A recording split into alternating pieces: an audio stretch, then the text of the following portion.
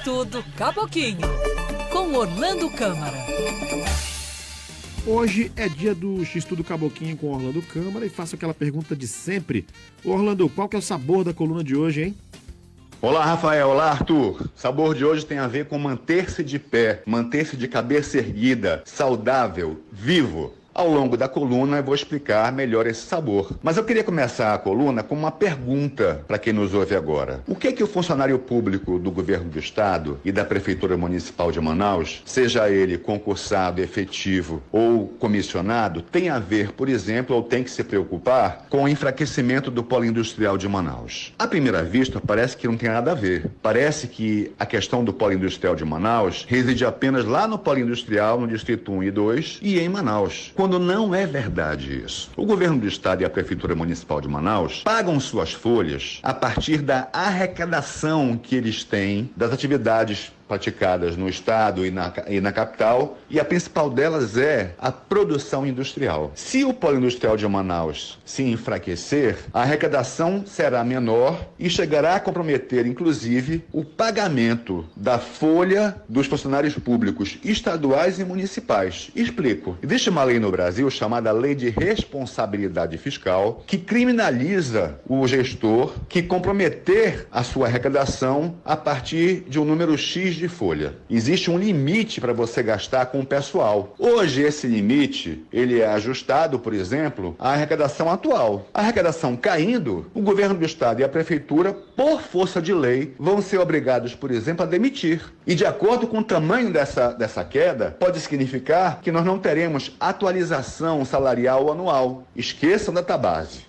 Eu estou falando isso para a gente não ficar achando que a questão da Zona Franca é uma questão boba, porque ela não é, ela é gravíssima. Tenho a impressão que desses últimos 10 anos, talvez seja essa questão e a questão ambiental, as mais graves da Amazônia e do Amazonas, que nós temos que ficar ligados. E que estão em jogo também agora, porque quando você retira o poder da Zona Franca, você abre o Estado para atividades que parecem mais fáceis, mas que são devastadoras, como por exemplo o agronegócio, que tem que destruir a floresta para fazer área de pastagem, como por exemplo a mineração, seja ela em escala industrial, seja ela de garimpo. Não vou nem falar do garimpo, que é uma atividade super suja e ruim, já falamos disso aqui exaustivamente, mas vou falar da atividade em termos industriais. O Pará hoje, das 5 maiores empresas presentes no Pará, as 5 são mineradoras, 4 delas estrangeiras e uma a Vale. Quem não conhece a Vale, basta dizer aqui o cartão de visita ambiental da Vale, que foi o crime ambiental de Brumadinho. Olha o risco que nós estamos correndo. E é importante que a gente, nesse momento, tenha consciência clara de que a floresta, ela tem muito mais valor em pé do que morta. Por incrível que pareça, explorar a floresta de maneira tacanha, antiga, rende muito menos do que explorar a floresta de maneira que ela se torne preservada e conservada de acordo com a área. Existe uma pesquisa que fala que a Amazônia brasileira, em pé, rende ao Brasil 1,83 trilhão de dólares, que traduzidos para o português a R$5 o dólar, significaria 9,15 trilhões de reais por ano em valor bruto. Isso pode ser alcançado dependendo de nós sabermos fazer. E aí eu vou trazer essa questão para uma questão prática do dia a dia. O açaí, que a gente não tem dimensão do tamanho dessa indústria ou dessa exploração, o açaí de extrativismo, aquele que já está na natureza e que o caboclo, o trabalhador, vai lá só tirar e extrair os seus coquinhos. Ele movimentou $1 bilhão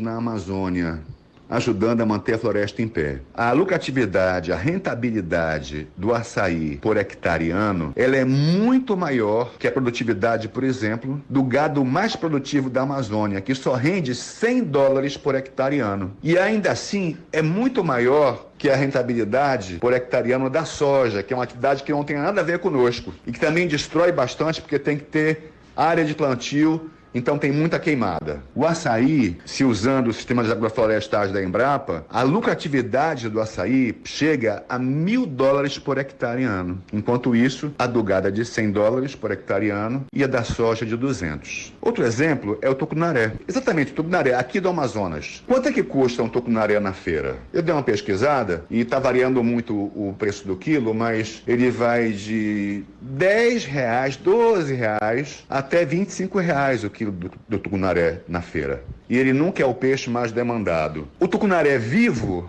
lá no Alto Rio Negro ou aqui no Abacaxis, para a prática de pesca esportiva, rende muito mais. Um brasileiro ou um estrangeiro, eles pagam na faixa de $3.000 a $8.000 para passar aqui pouco mais de uma semana e fazer a prática da pesca esportiva do tucunaré. Como é que é a pesca esportiva? Eles pegam o peixe, eles pesam, eles fotografam e devolvem o peixe vivo à natureza. E aquela matriz, que por sorte, o consórcio do pescador vai ter 14, 15 quilos, ela vai poder ser pescada por outras pessoas em outros anos. E aí eu pergunto, o que está valendo mais hoje em dia? É o tucunaré morto na feira? Não, com certeza, o tucunaré vivo no Rio Negro. Agora, se houver garimpo, se ampliar, por exemplo, a área de garimpo da Cabeça do Cachorro em terras indígenas, lá em São Gabriel, pode começar a esquecer a pesca esportiva, porque os rios vão ficar muito poluídos com mercúrio. Já existe um estudo hoje que diz que aquele peixe é impróprio ao consumo humano. Tá certo pescar, pesca esportiva, mas é impróprio ao consumo humano pelo uso do mercúrio nos garimpos lá do Alto Rio Negro. Então, é importante que a gente pense que a floresta em pé rende muito mais do que ela morta. E isso pode ser o nosso futuro. Bem, Rafael e Arthur,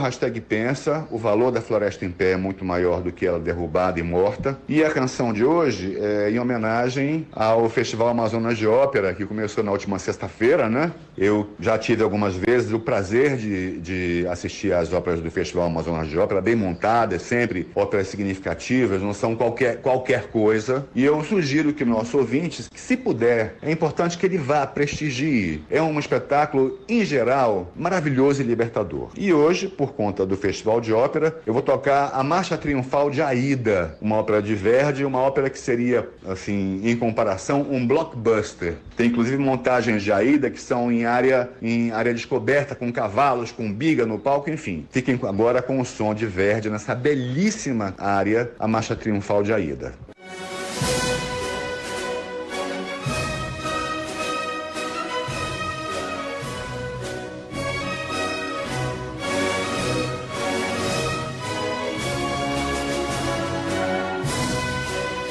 Gente, boa semana. Vamos pensar a Amazônia fora da caixa. É importante.